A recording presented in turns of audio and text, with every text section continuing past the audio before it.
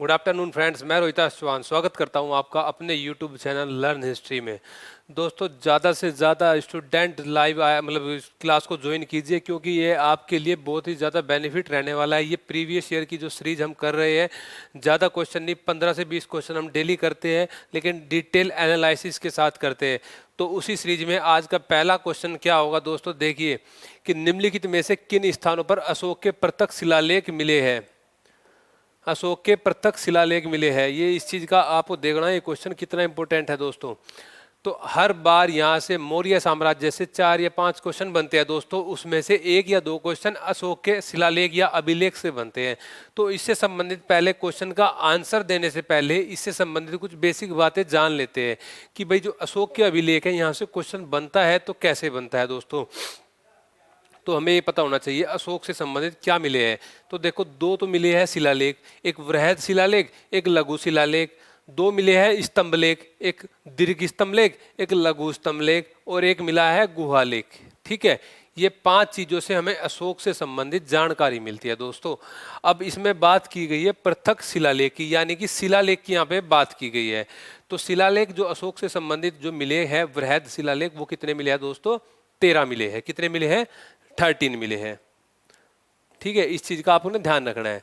तो एक बार इसका थोड़ा आंसर बता देते हैं आपको, इसके बाद इसका थोड़ा अच्छे से एनालिसिस करते हैं। तो प्रत्यक्ष जो शिलालेख मिले हैं, कहाँ कहाँ से मिले हैं आपको पता है कि शिलालेख 13 के बाद में इसके जो शिलालेख है वो प्रत्यक्ष मिले। ठीक है, तो 13 के बाद कौन कौन कहाँ कहाँ से मिले हैं? धौली से मिले हैं, जोगढ़ से मिले हैं और सन्नति से मिले हैं। धौली, जोगढ़ और सन्नति से, इन तीनों जगह से ये मिले हैं। तो राइट आंसर तो इसका होगा सी। क्या होगा? सी। इसके आसपास की बातें जहां से अगली बार क्वेश्चन बन सकता है, ये तो बनने वाला बन सकता है यहाँ से भी, लेकिन और इसके अलावा यहाँ से क्या क्वेश्चन बन सकता है दोस्तों, उसको देखते हैं एक बार, है ना। यहाँ से क्या क्वेश्चन नया बन सकता है। ठीक है, अब आपको ये पता होना चाहिए कि जो अशोक से संबंधित जो 13 जो शिलालेख मिले हैं वे कितनी जगह से मिले हैं? वे 8 जगह से मिले हैं दोस्तों। उन 8 की 8 जगह को आपको नाम याद करना होगा। कौन कौन सी जगह है ये? तो 2 जगह है पाकिस्तान में, पाकिस्तान के तहत 2 जगह है। कौन कौन सी? मानसेहरा और मानसेहरा, और इसके अलावा दूसरी जगह कौन सी है? मानसेहरा के अलावा शाहबाजगढ़ी। कौन सी? शाहबाजगढ़ी। इनको नोट कर लीजिए दोस्तों, ये क्वेश्चन बनेगा यहाँ से कि कौन, ये जो 13 शिलालेख मिले हैं ये कौन कौन सी जगह से मिले हैं? जगह 8 से मिले हैं, मिले हैं 13। मानसेरा, शाहबाजगढ़ी। 2 मिले हैं उड़ीसा से, धौली और जोगढ़। एक मिला है उत्तराखंड से, उत्तराखंड के यानी कि देहरादून जिले से। कौन सा? कलसी। पहला, दूसरा, तीसरा, चौथा, पांचवा, 5 हो गए। तो एक मिला है गुजरात से, छठा। गुजरात से कौन सा मिला है? गिरनार, जूनागढ़ जिले से गिरनार, गुजरात से। 7th कहाँ से मिला है? महाराष्ट्र से। महाराष्ट्र में कौन सी जगह से मिला है दोस्तों? सोपारा से, यानी कि थाना जिले से। कहाँ से? महाराष्ट्र के थाना जिले से, सोपारा से। और 8th मिला है एर्रागुडी से, एर्रागुडी से। ठीक है, एर्रागुडी कहाँ पे पड़ती है दोस्तों? आंध्र प्रदेश में, आंध्र प्रदेश के कर्नूल डिस्ट्रिक्ट में। अगर बात की जाए धौली, तो धौली जो पड़ता है उड़ीसा के पूरी डिस्ट्रिक्ट में पड़ता है दोस्तों। जोगढ़ उड़ीसा के गंजाम जिले में पड़ता है। ठीक है, कलसी देहरादून जिले में, शाहबाजगढ़ी पाकिस्तान के पेशावर जिले में, मानसेरा पाकिस्तान के हजारा डिस्ट्रिक्ट में, एर्रागुडी कर्नूल, सोपारा थाना जिले में महाराष्ट्र के, गिरनार जूनागढ़ में। मैं ये बातें इसलिए बता रहा हूँ क्योंकि यहाँ से क्वेश्चन आया हुआ है, जिला भी पूछा गया है, पाकिस्तान के किस किस जिले से मिले हैं, तो पता होना चाहिए पेशावर और हजारा से मिले हैं। या एर्रागुडी कहाँ पड़ता है, सबसे पहले ये पूछ लिया जाएगा। जिला बाद में पूछा जाएगा, ये पूछ लिया जाएगा कहाँ पड़ता है। या आपसे पूछ लिया जाएगा अशोक का कौन सा वृहद शिलालेख आंध्र प्रदेश से मिलता है, कौन सा वृहद शिलालेख गुजरात से मिलता है, कौन सा उत्तराखंड से मिलता है, कौन सा उड़ीसा से मिलते हैं, कौन सा महाराष्ट्र से मिलते हैं। तो ये 8 के 8 वृहद शिलालेख दोस्तों आपको पता होना चाहिए। 3 प्रत्यक्ष शिलालेख मैंने आंसर में जो बताए थे अभी, कौन कौन से? धौली, जोगढ़ और सन्नति। ये दोनों, धौली, जोगढ़ और एक सन्नति। ठीक है, और यहाँ पे आपको जब हम बात शिलालेख की ही कर रहे हैं तो शिलालेखों से संबंधित क्या बातें आपको पता होनी चाहिए दोस्तों, उनको भी एक बार यहाँ पे आप देख लीजिए। जब बात ही शिलालेख की हो रही है तो शिलालेख से संबंधित जो अन्य बातें हैं उनको एक बार आप यहाँ पे देख लीजिए वृहद शिलालेख कितने मिले हैं, 13 मिले हैं। उनके कुछ क्लू है, जो पॉइंट है, उन पॉइंटों का आप ध्यान दे लीजिए, अगर दोगे तो बहुत अच्छी बात है। 13 के 13 यहाँ आपको फिर कोई भी प्रॉब्लम नहीं होगी दोस्तों। अगर बात की जाए अशोक के वृहद 13 शिलालेखों की, पहला जो वृहद शिलालेख था किससे संबंधित था, जीव हत्या पर निषेध।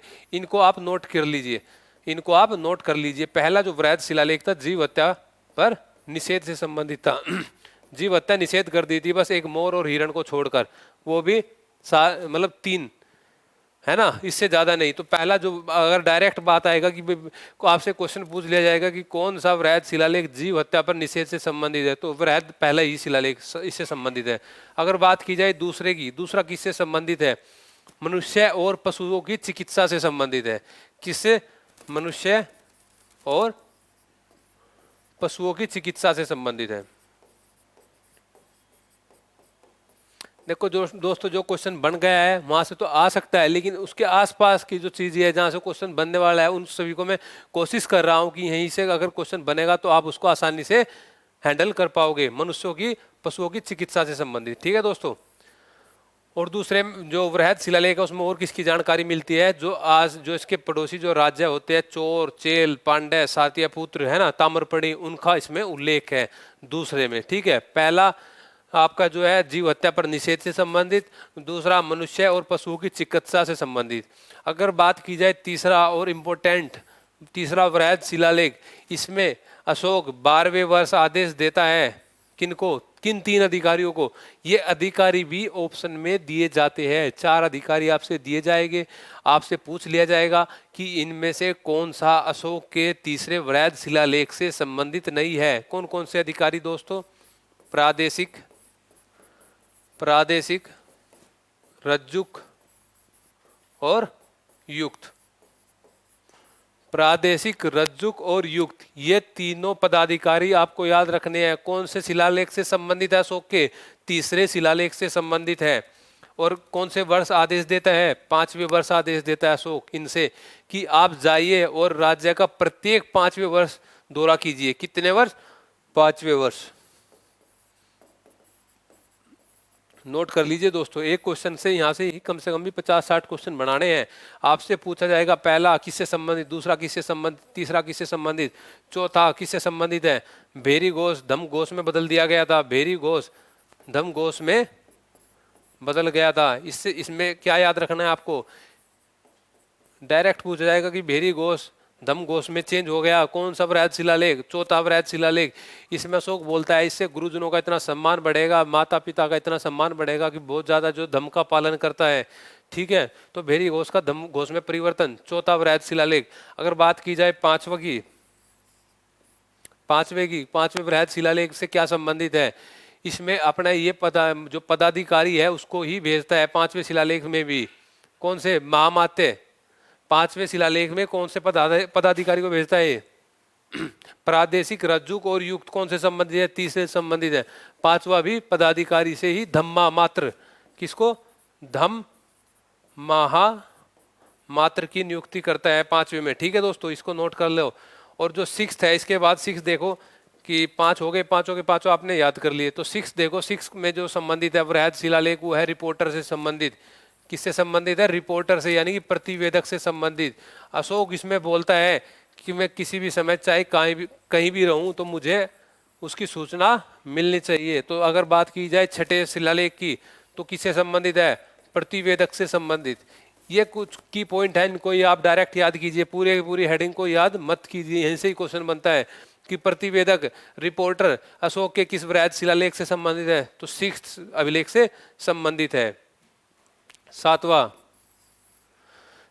जो है, इसमें क्या दिया गया है कि सभी संप्रदाय के लोग सभी जगह निवास करें, क्योंकि सभी आत्म और संयम की शुद्धि चाहते हैं। सभी संप्रदाय के लोग सब जगह निवास करें, याद रखना, सभी संप्रदाय के लोग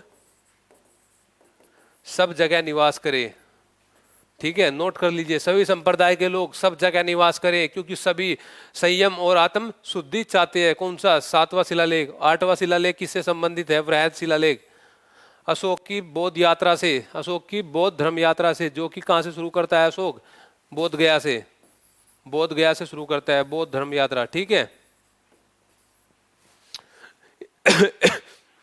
इसी प्रकार 9वां 10वां 11वां 12वां यश और कीर्ति की जगह धम पे पालन, मंगलाचार, ठीक है, इसमें सभी धर्म के सार में वृद्धि हो, है ना, कोई किसी दूसरे धर्म की निंदा ना करे, ठीक है। आगे फिर ये 13वां जो शिलालेख है उसमें देखा गया है कि भाई पांचों जो क्षेत्र, इसके जो पड़ोसी जो देश है उनके 5 राजाओं का उसमें वर्णन है, कलिंग युद्ध का उसमें वर्णन है। तो 13 के 13 जो वृहद शिलालेख है इनको आप अच्छी तरीके से पढ़ लीजिए दोस्तों, ठीक है। तो यहाँ से क्वेश्चन काफी बार बन चुका है अशोक के शिलालेख से संबंधित।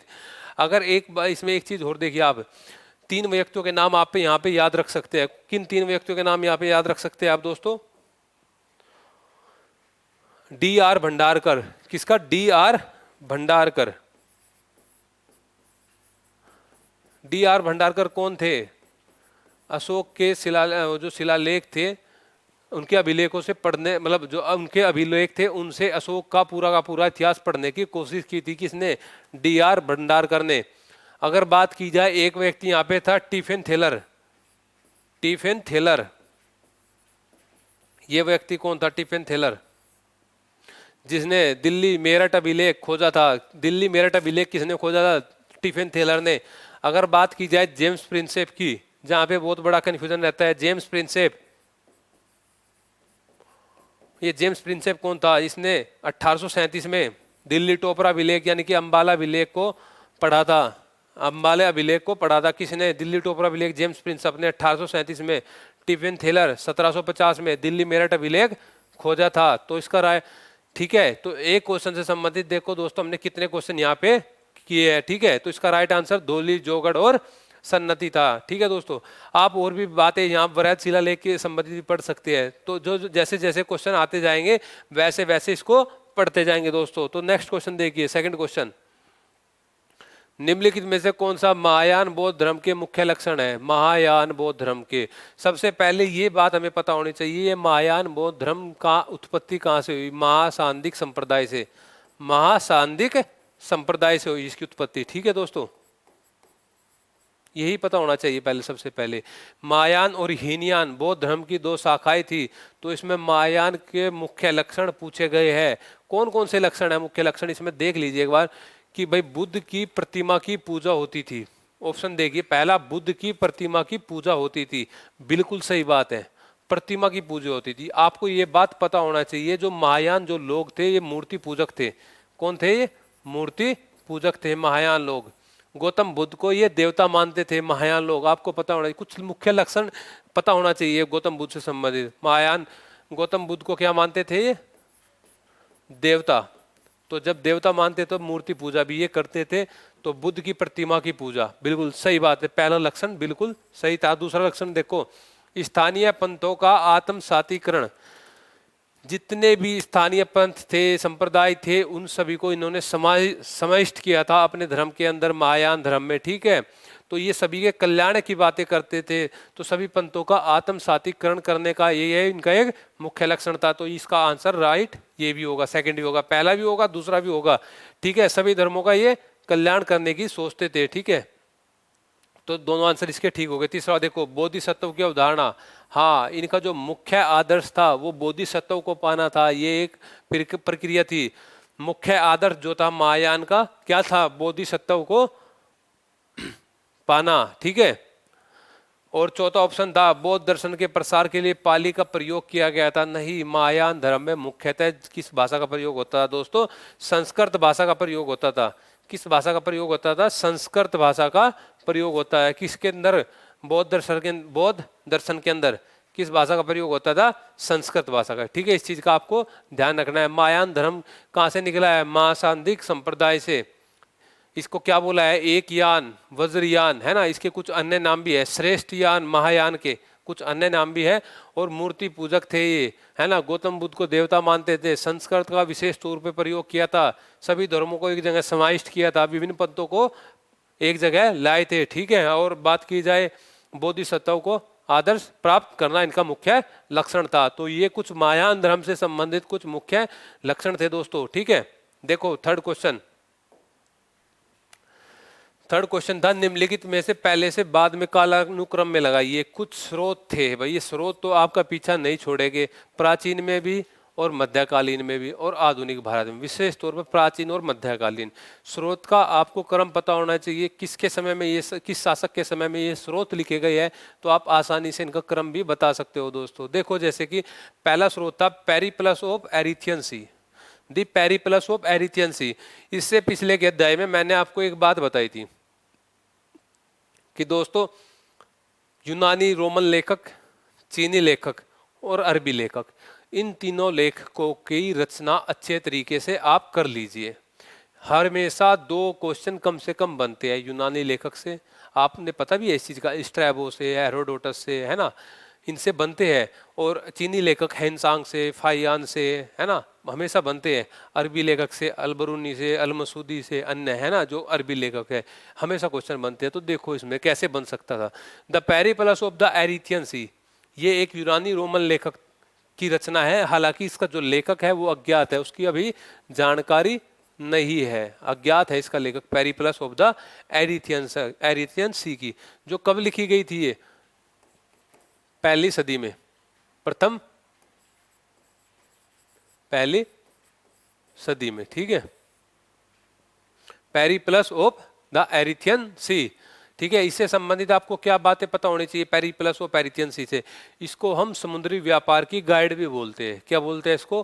पेरिप्लस ऑफ एरिथियन सी को समुद्री व्यापार की गाइड। क्यों बोलते हैं समुद्री व्यापार की गाइड? ये यहाँ के व्यापार से संबंधित उल्लेख करता है, व्यापार की जानकारी देता है। ये बोलता है कि यूनान से, मतलब अन्य रोम से भारत में क्या किस चीज़ का निर्यात होता है? चांदी का।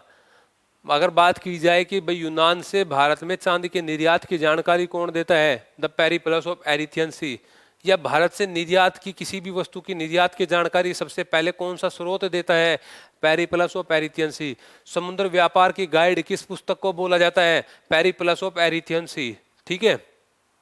अगर पूछा जाए इसका लेखक तो अज्ञात है, लेकिन इसका अनुवाद किसने किया था? विल्फ्रेड हार्वे स्कोब ने, विल्फ्रेड हार्वे ने, ठीक है। ये अनुवाद भी बहुत इंपॉर्टेंट है। आपने बाबर नामा का अनुवाद भी देखा, आईने अकबरी का अनुवाद भी देखा, तो इनके अनुवाद भी देख लो, विल्फ्रेड हार्वे ने, ठीक है दोस्तों।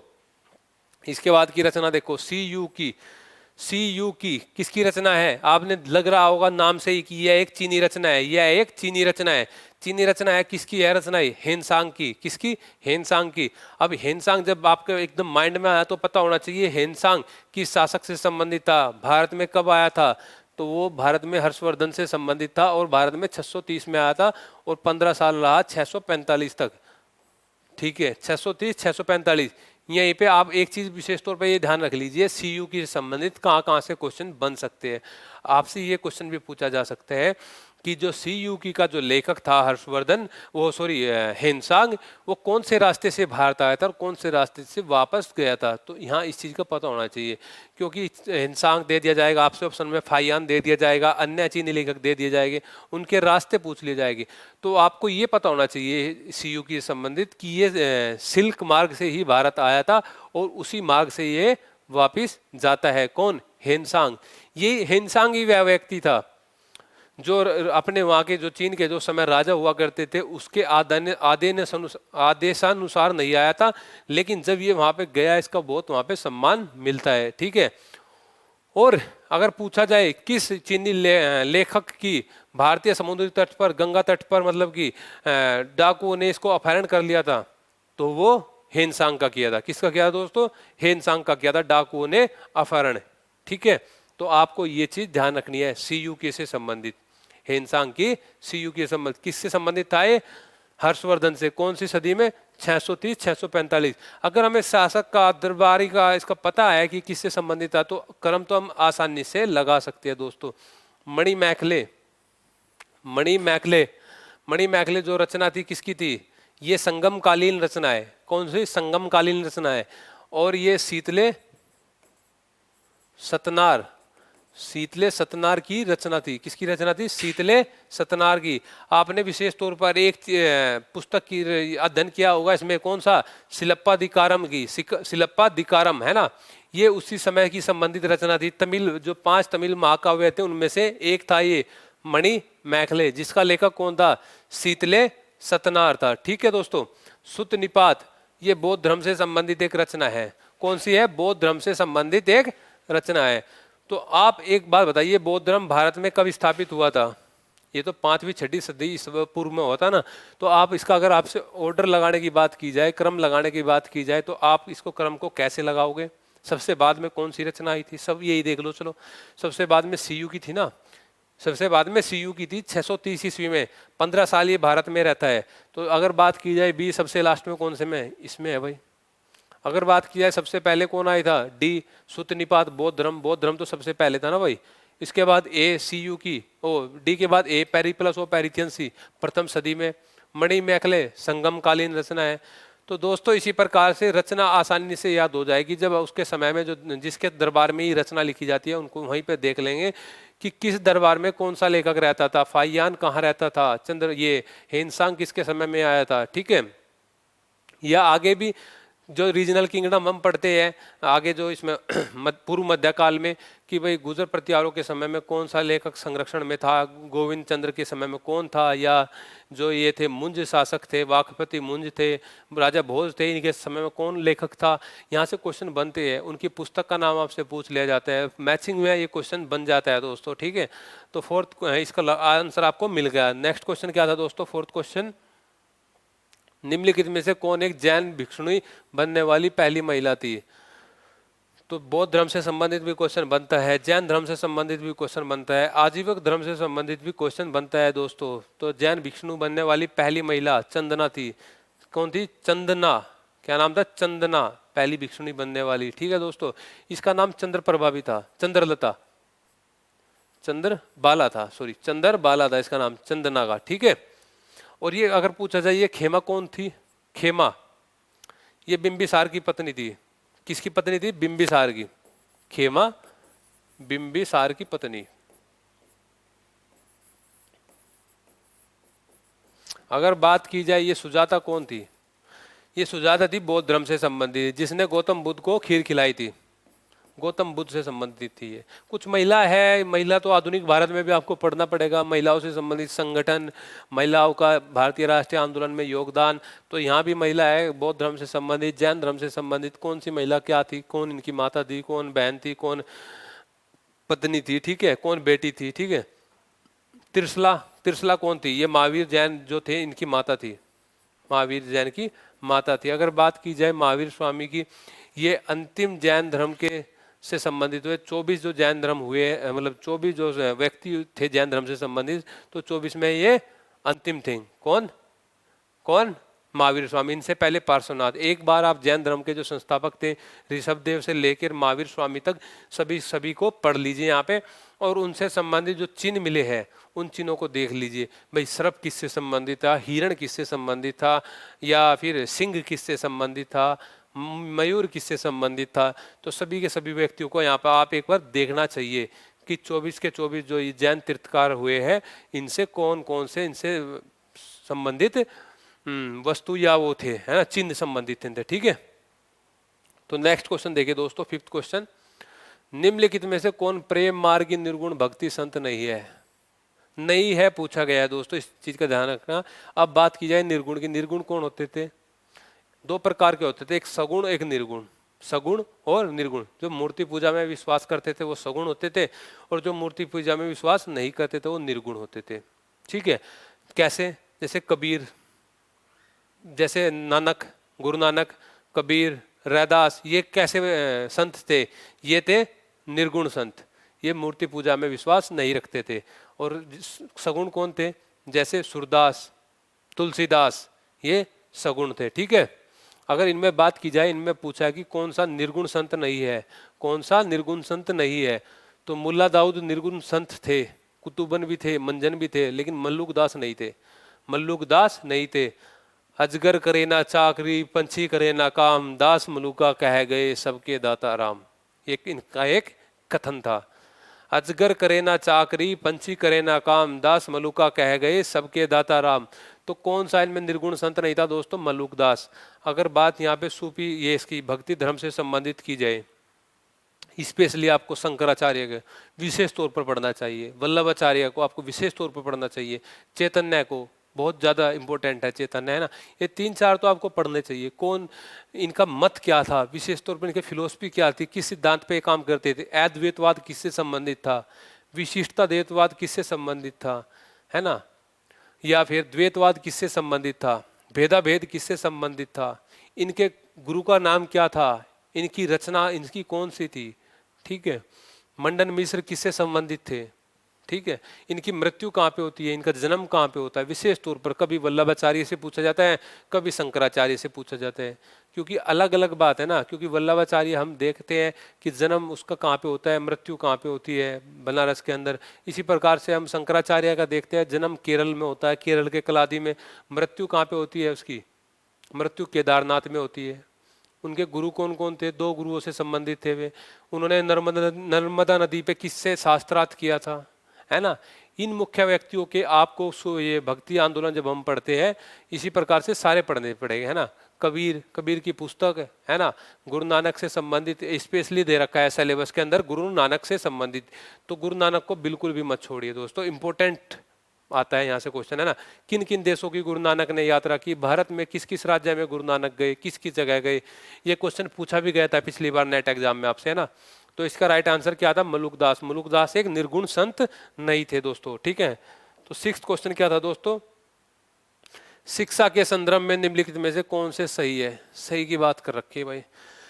ऑप्शन देखो, पहला, इल्तुतमिश ने अपने बेटे शहजादा नसीरुद्दीन महमूद की याद में दिल्ली में नसीरिया मदरसे की स्थापना की, बिल्कुल सही बात है, डिटेल अभी बताएंगे। रजिया ने मिनाजुल सिराज को इसका प्राचार्य नियुक्त किया, बिल्कुल सही बात है, रजिया इसकी बेटी थी इल्तुतमिश की।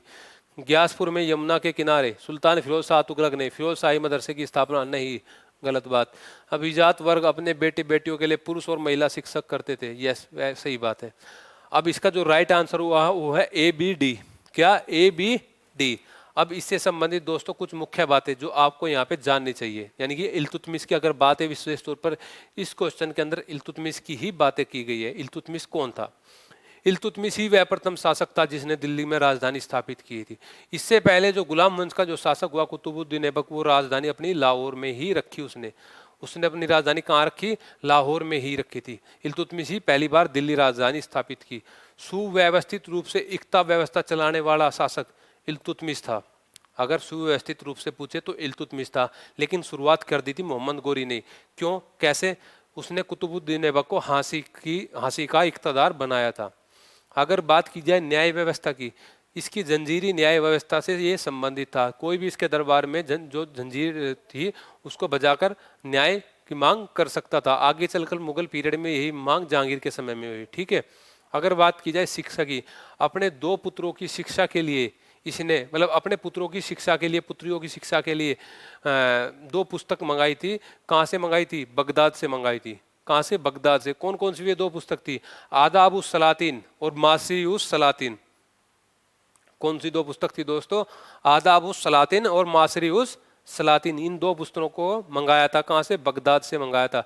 और ये एक ऐसा शासक था, ईरानी परंपरा इसने अपना रखी थी। ये पुत्रियों को पुत्रों के समान मानता था, जो प्रशिक्षण देता था अपने राज्य में, पुत्रियों को पुत्रों के बराबर देता। यही कारण था कि इसकी मृत्यु के बाद रजिया सुल्तान शासक बनती है, क्योंकि उसका जो योग्य भाई था उसकी मृत्यु 1229 में हो जाती है। कौन था उसका योग्य भाई, नसरुद्दीन महमूद, जिसकी याद में ये दिल्ली में नसरिया मदरसे की स्थापना होती है।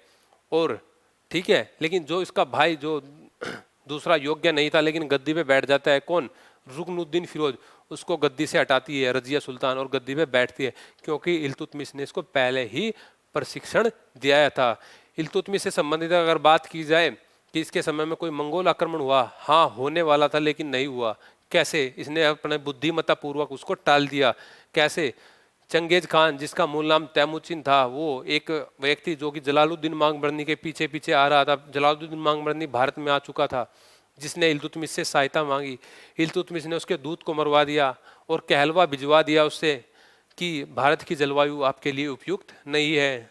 तो वापिस तो उसके बाद तैमुचिन ये वापस चला जाता है, पंजाब में शरण लेता है, तो मंगोल आक्रमण टल जाता है, यानी कि अपनी बुद्धिमत्ता पूर्वक, ठीक है। इसके समय में कई सारे अभियान ये करता है। तो उसमें एक अभियान अवध में पृथु का विद्रोह होता है इसके समय में। अगर बात की जाए बंगाल अभियान की, ये जब दिल्ली की गद्दी पे बैठता है तो वहाँ पे उसमें जो दिल्ली उसके अली मर्दान खान बंगाल के अंदर स्वतंत्र शासक के रूप में कार्य करता है, जिसकी उपाधि क्या थी, अली मर्दान खान की उपाधि सुल्तान अलाउद्दीन। लेकिन उसको मारने के बाद वहाँ पे एवाज खिलजी सुल्तान गयासुद्दीन की उपाधि धारण करता है। लेकिन जब ये जाता है, इसका पुत्र जाता है पहले नसरुद्दीन महमूद, और वहाँ पे जाता है बंगाल के अंदर। बंगाल में क्या होता है, वो जब वहाँ से आते हुए उसकी मृत्यु मंगोलों से लड़ते हुए होती है, तो ये इल्तुतमिश जाता है फिर वहाँ पे और वहाँ को विजय करता है और वहाँ पे किसी व्यक्ति को गद्दी पे बैठाकर ये वापस आ जाता है। ठीक है। अगर इससे संबंधित बात की जाए, जो जो मुख्य दो इसके प्रतिद्वंदी थे, कौन कौन थे मुख्य प्रतिद्वंदी, एलदोज और कुबाचा। कुबाचा ने सिंधु नदी में डूबकर आत्महत्या कर ली, एलदोज की भी मृत्यु हो गई। एलदोज की कब्र कहाँ पे है, बंदायूं में है। कहाँ पे है दोस्तों, बंदायूं में है। ठीक है। तो मिनाजुल सिराज इससे संबंधित था। मिनाजुल सिराज ये आया है ना नाम यहाँ पे, तो ये इल्तुतमिश से संबंधित था। ये कुछ लेखक है, किस शासक से संबंधित है, इनको हमें जानकारी होनी चाहिए। कुतुबुद्दीन ऐबक से संबंधित कौन कौन से शासक वो लेखक थे, जैसे फ़ख्र मुदब्बिर, हसन निज़ामी, है ना, ताजुल मासिर का लेखक हसन निज़ामी, और आदाबुल हर्ब व सुजात का लेखक फ़ख्र मुदब्बिर किससे संबंधित था, कुतुबुद्दीन ऐबक से। इससे संबंधित कौन था, मिनाजुल सिराज ओफी, है ना, ये व्यक्ति इससे संबंधित थे। तो इसका राइट आंसर क्या हुआ दोस्तों, ए बी और डी, ए बी और डी। इसकी उपाधि भी एक बार यहाँ पे चर्चा कर लेते हैं कि इल्तुतमिश की क्या क्या उपाधि थी। सुल्तान ए सईदी इसको बोला गया है, यानी कि भाग्यवादी सुल्तान। मकबरों का पितामह इसको बोला गया है। शुरुआती जो मकबरा इसने ही बनवाया था, अपने पुत्र का मकबरा बनवाया था। सुल्तानगढ़ी का मकबरा जिसको बोलते हैं, दिल्ली के अंदर बना हुआ है। किसका मकबरा था, नसरुद्दीन महमूद का। तो मकबरों का पितामह किसको बोलते हैं मकबरों का पितामह किसको बोलते हैं, इल्तुतमिश को बोलते हैं। ईश्वर के सेवकों का सहायक किसको बोलते हैं, इल्तुतमिश को बोलते हैं। ठीक है दोस्तों, नेक्स्ट क्वेश्चन देखते हैं। 7th क्वेश्चन, निम्नलिखित में से किस गुप्त शासक ने सबसे कम स्वर्ण प्रतिशत वाले सिक्के चलाए। किस शासक ने सबसे कम स्वर्ण प्रतिशत वाले सिक्के चलाए। तो अगर आपको इनका ऑर्डर भी याद होता तो आप इसको आंसर कर सकते थे। तो सबसे कम स्वर्ण सिक्के किसने चलाए थे, विष्णुगुप्त ने। किसने चलाए थे, विष्णुगुप्त ने। अगर बात की जाए सबसे जो ज़्यादा स्वर्ण सिक्कों का जो परसेंटेज था वो किसके समय में था, वो चंद्रगुप्त द्वितीय के समय में। किसके समय में था दोस्तों, चंद्रगुप्त द्वितीय के समय में। उसके बाद ये क्रम विशेष तौर पर कुमारगुप्त के बाद ये क्रम घटता जाता है और इसके समय में तो ये परसेंटेज सबसे कम रह जाती है। अगर सिक्कों की बात की जाए, अगर सिक्के की बात की जाए, गुप्त काल में कौन सा स्वर्ण का सिक्का था, दिनार था। कौन सा स्वर्ण का सिक्का था, दिनार था। अगर देखो हमने मुगल का उसमें जब हम अफगान पढ़ रहे थे, शेरशाह सूरी पढ़ रहे थे, उसका स्वर्ण का सिक्के का क्या नाम था, अशरफ या दिनार था उसका स्वर्ण सिक्के का नाम भी। ठीक है, तो गुप्तों के स्वर्ण सिक्के का नाम भी क्या था, दिनार था। ठीक है, यहाँ से कैसे क्वेश्चन बन सकता है यहाँ से कैसे क्वेश्चन बन सकता है। और अन्य क्वेश्चन गुप्तों से, गुप्तों में आपको दोस्तों सबसे पहले मैं तो ये बताऊंगा कि भाई आपको क्या पढ़ना चाहिए, स्पेशली इनका अगर प्रशासन की बात ना करें, पहले ही प्रशासन से पहले बात की जाए तो समुद्रगुप्त की आपको इलाहाबाद प्रशस्ति बहुत अच्छे तरीके से याद होनी चाहिए। उसमें क्या क्या मुख्य घटना दी गई है। समुद्रगुप्त की जो नीति थी, जो दक्षिण विजय थी, दक्षिण विजय में किन किन राज्यों को जीता था, वहाँ के कौन कौन शासक थे, ऑर्डर से उनको याद कर लीजिए एक बार, 12 के 12 राज्यों को, है ना, बहुत अच्छे तरीके से, है ना। उसके बाद अभिलेख बहुत इंपॉर्टेंट हो जाते हैं दोस्तों। चंद्रगुप्त द्वितीय के अभिलेख, कुमारगुप्त के अभिलेख, स्कंदगुप्त के अभिलेख, इन तीनों के अभिलेख आप एक बार अच्छे से देख लीजिए दोस्तों, बहुत ज़्यादा इंपॉर्टेंट है तीनों के अभिलेख, है ना। यहाँ से क्वेश्चन कई बार बन भी चुका है, अभिलेख से संबंधित पूछा जा सकता है ये अभिलेख किससे संबंधित है, ये घटना किस अभिलेख में दी गई है दोस्तों। ठीक है, तो इसका राइट आंसर विष्णुगुप्त था। नेक्स्ट क्वेश्चन, 8th क्वेश्चन क्या था दोस्तों, भारत की नवपाषाण संस्कृति में निम्नलिखित में से क्या पाया गया है। नवपाषाण संस्कृति में क्या पाया गया है ऑप्शन देख लीजिए एक बार। घिसकर और पालिश कर बनाए गए प्रस्तरण उपकरण, सही बात है भाई। हल नहीं, बैलगाड़ी नहीं, खेती से उपजाए गए जौ और मटर, सही बात है। यानी कि ऑप्शन इसका हुआ ए और डी, यानी कि इसका राइट आंसर सी। अब बात करें इसके विस्तार की, क्यों इसका आंसर ये हुआ। देखो दोस्तों, नवपाषाण काल में जो हुआ था, विशेष तौर पर यहाँ पे जो है बड़े स्तर पे खेती होने लग गई थी, बड़े स्तर पे यहाँ पे खेती होने लगी। इससे पहले यहाँ पे खेती नहीं होती थी। जब खेती होने लगी थी तो खेती मतलब जो फसल जो होती थी उनका व्यापार भी होता था, उनको बेचते भी थे। तो बहुत बड़े स्तर पर जौ और ये मटर पाए गए हैं यहाँ पे, है ना। पालिश कराए गए प्रस्तरण उपकरण के द्वारा, ठीक है। आपने देखा होगा नवपाषाण काल में एक मुख्य स्थल पाया गया है मेहरगढ़। कौन सा? मेहरगढ़। वहाँ जहाँ विशेष तौर पर कृषि, रोटी की टोकरी भी हम उसको बोलते हैं, मेहरगढ़ को रोटी की टोकरी, जो बलूचिस्तान में है, बोलन नदी के तट पे, है ना। बलूचिस्तान के बोलन नदी के तट पे। तो अगर कृषि से संबंधित बात की जाए, हाँ, नवपाषाण काल में अच्छे तरीके से कृषि आने होने लग गई थी, और यहाँ पे बड़े स्तर पे खाने के अलावा भी ये बेच भी सकते थे यहाँ पे, है ना। इतने बड़े स्तर पे यहाँ पे कृषि शुरू हो गई थी। तो इसका बैलगाड़ी और हल की शुरुआत यहाँ पे नहीं हुई थी। तो राइट आंसर क्या है? ए और डी है इसका दोस्तों, ठीक है। नेक्स्ट क्वेश्चन देखिए, 9th क्वेश्चन। निम्नलिखित में से किसने गुप्त संवत के प्रारंभ के निर्धारण में संबंध में सबसे महत्वपूर्ण सूचना दी? गुप्त संवत के प्रारंभ के निर्धारण में, ये भी गुप्तों से संबंधित है। इससे पहले गुप्तों से संबंधित एक क्वेश्चन कौन सा आया? उनके सिक्कों से संबंधित। सबसे कम स्वर्ण सिक्के प्रतिशत किस शासक के समय में थे? विष्णुगुप्त के समय में, है ना। तो एक क्वेश्चन ये था। तो जब ये बच्चों ने आंसर लगा गए थे, बता रहे थे कि भाई किसका क्या आंसर होना चाहिए, ज्यादातर ने फाइयान लगाया था। फाइयान लगाया था। क्यों लगाया था फाइयान? फाइयान क्योंकि गुप्तों से संबंधित था, चंद्रगुप्त द्वितीय के समय से संबंधित था। फाइयान भारत में एक चीनी यात्री था जो 399 ईस्वी में भारत में आता है, फाइयान से संबंधित, है ना। तो इसलिए ये आंसर लगाया था। लेकिन राइट आंसर क्या था इसका? अलबरूनी। राइट आंसर क्या आता है इसका? अलबरूनी था। अलबरूनी ने ही गुप्त संवत के प्रारंभ के बारे में जानकारी दी है। गुप्त संवत कब शुरू हुआ था दोस्तों? 319 ईस्वी में। 319 ईस्वी में। किसके समय में? चंद्रगुप्त प्रथम के समय में। चंद्रगुप्त प्रथम के समय में, जिसने महाराजा धीराज की उपाधि धारण की थी। कौन सी उपाधि धारण की थी? महाराजा धीराज की।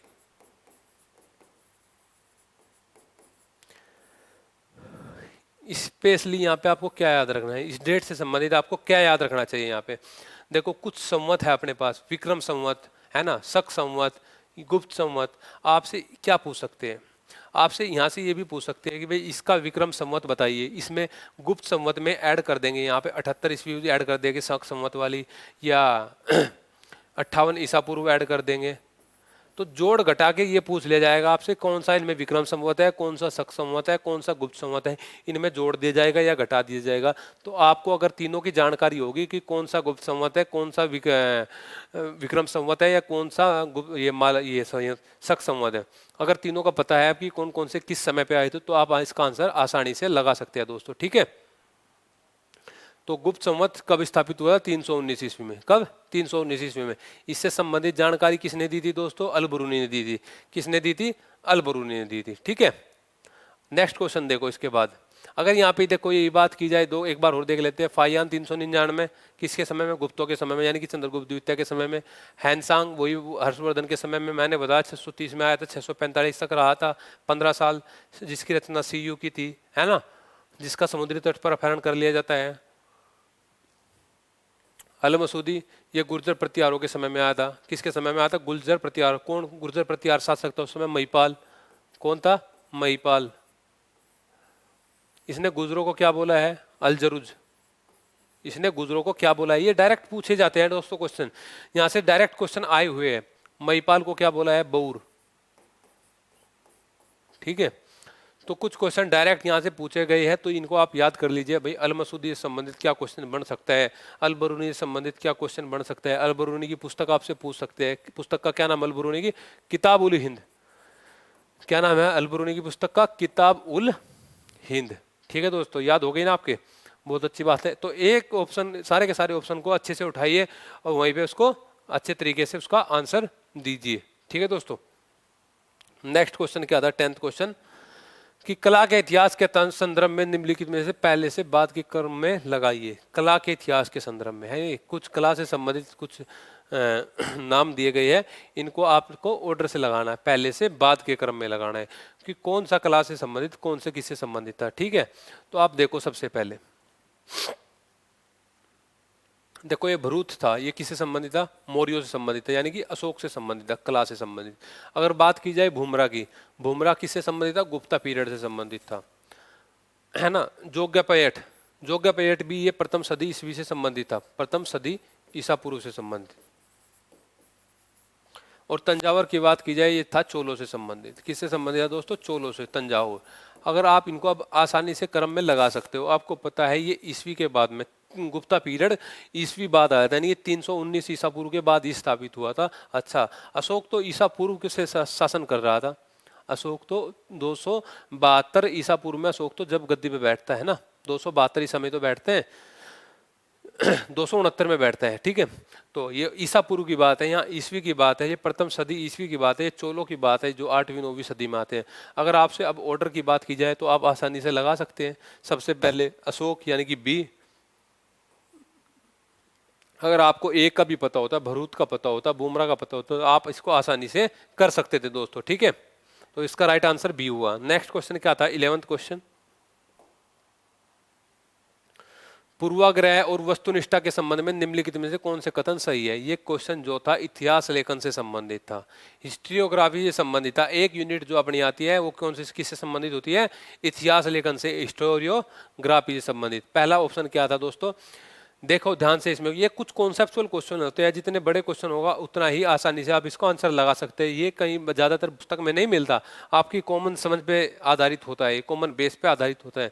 क्या क्वेश्चन था, इतिहास लेखन में वस्तुनिष्ठ व्याख्या वे है जो परिशुद्धि, व्यापकता, संगति और खुले पन में तार्किक कसौटी पर खरी उतरती है। बिल्कुल भाई, वस्तुनिष्ठता क्या है, व्याख्या है वे अगर हम किसी चीज़ को बिल्कुल एकदम बिल्कुल लॉजिक तरीके से अगर बता रही है तो उसमें क्या होगा, बिल्कुल भाई व्यापकता तो होगी, परिशुद्धि भी होगी, है ना। उस पर खुलेपन पर अगर तर्क दे रही है ना, तो बिल्कुल सही बात है, तार्किक कसौटी पर उतरती है, बिल्कुल सही बात है। दूसरा ऑप्शन, यदि ऐतिहासिक व्याख्या दुर्घटनावश गलती से असावधानी के कारण होती है तो इसे पूर्वाग्रह नहीं मात्र गलत कहा जा सकता। हाँ, कई बार जो घटना हो जाती है गलती से भी हो जाती है ना, तो इसको प्री बायस नहीं बोल सकते, है ना, जानबूझकर मतलब अगर करते हैं उसको बोलते हैं प्री बायस्ड, है ना। तो कई बार अगर गलती से हो जाए तो इसमें गलत नहीं कहा जा सकता, ठीक है। तो ये भी आंसर सही है इसका। पूर्वाग्रह ग्रसित इतिहास में त्रुटियां दुर्घटना नहीं वर्ण सौदेश्य है, ठीक है भाई। पूर्वाग्रह, ये देखो एक वर्ड यहाँ पे सिंगल वर्ड पे ही चर्चा की जा रही है, प्री बायस, प्री जुडाइस, है ना, यानी पूर्वाग्रह से संबंधित। अगर हम जानबूझकर कुछ लिख रहे हैं उसमें हमारी हमारी जो मतलब उसमें मानसिक सोच है जो उसमें वो ग्रसित है, मतलब कि पूर्वाग्रह से संबंधित है। हम अगर किसी पे पहले से ही एक सोच बना रखी है कि इससे संबंधित हमें यही कथन बोलने हैं, यही बातें बोलनी है, तो अगर वो ही है तो इससे दुर्घटना नहीं है, स्वदेश है, ये भी सही बात है, ठीक है दोस्तों।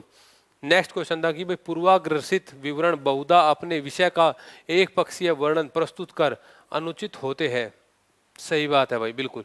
तो इसके चारों को चारों ऑप्शन सही थे, इतिहास लेखन से संबंधित। अब आप उनको आसानी से पढ़ोगे भी ना तो आंसर इसको आपको मिल जाएगा दोस्तों, ठीक है। तो इसका राइट आंसर क्या था, A B C D, A B C D. Next question देखते हैं दोस्तों, 12th।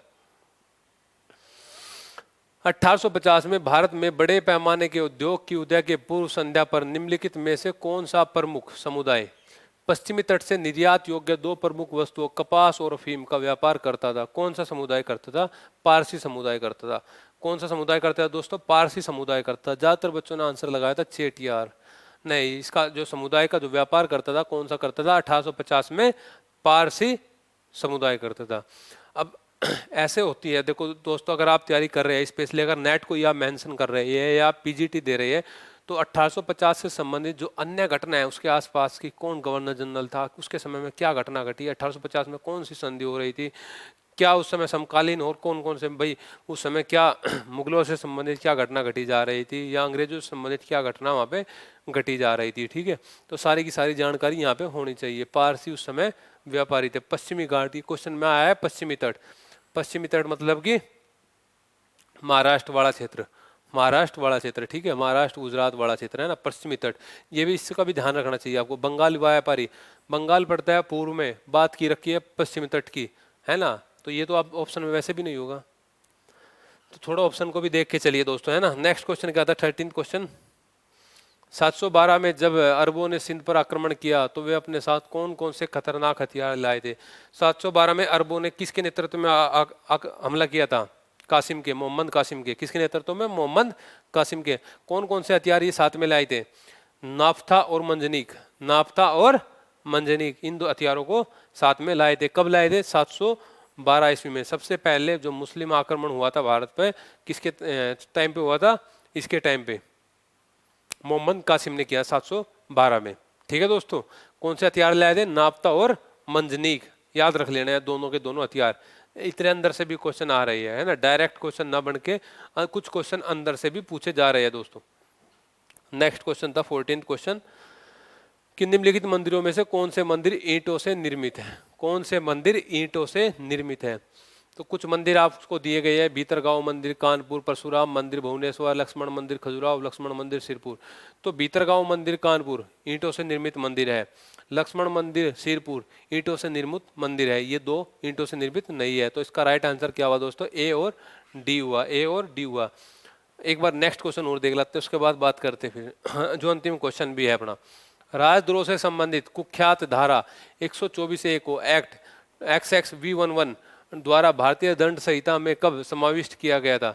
तो कुछ बच्चों ने इसका आंसर 1860 लगाया था, जो कि गलत था। 1860 लगाया था, जो कि गलत था। राइट आंसर क्या होना चाहिए? 1870। 1870 राजद्रोह से संबंधित। बाद में इसमें बाल गंगाधर तिलक पे भी केस चलता है, आपने देखा होगा आगे चल के, है ना, उनके पत्र पे, है ना, केस चलता है। तो राइट आंसर इसका 1870। तो दोस्तों आज के ये जो अपने 15 क्वेश्चन थे ये थे। हाँ, जैसे हम विशेष तौर पर कुछ क्वेश्चन में अच्छे से एनालिसिस करते हैं, कुछ क्वेश्चन को डायरेक्ट बता देते हैं। हाँ, इसलिए बताते हैं, अगर सभी क्वेश्चनों को अच्छे से यहाँ पे एनालिसिस करने लग जाए तो टाइम बहुत ज़्यादा लग जाएगा, है ना। तो इनको जो अच्छे से हो गए, जैसे शुरू में अशोक से संबंधित, अभिलेख से संबंधित पूरा पूरा वृहद शिलालेख हमने देखा, महायान धर्म से संबंधित कुछ क्वेश्चन जो ये तो रिपीट होते रहेंगे नेक्स्ट वाले पार्ट में भी, तो इनकी चर्चा वहाँ पे करते रहेंगे, है ना। सारी की सारी चर्चा कर लेंगे एग्जाम से पहले दोस्तों। एक बात और मैं बोलना चाहता हूँ, अगर कोई भी स्टूडेंट अभी लास्ट टाइम पे रिवीजन क्लास ज्वाइन करना चाहते हैं तो वो कर सकता है। अभी भी 1 महीना है, उसका पूरा का पूरा सब्जेक्ट मतलब जो वही स्टूडेंट करे जिसने 1 बार 2 बार पहले से अच्छे से पढ़ लिया हो और अब रिवीजन क्लास ज्वाइन करना चाहता है तो वो मेरे नंबर पर कांटेक्ट भी कर सकता है दोस्तों, ठीक है। या नेक्स्ट अगर नवंबर की कोई स्टूडेंट तैयारी कर रहा है वो भी कांटेक्ट कर सकता है, ठीक है दोस्तों। तो मिलते हैं नेक्स्ट वीडियो में, तब तक के लिए थैंक्स दोस्तों।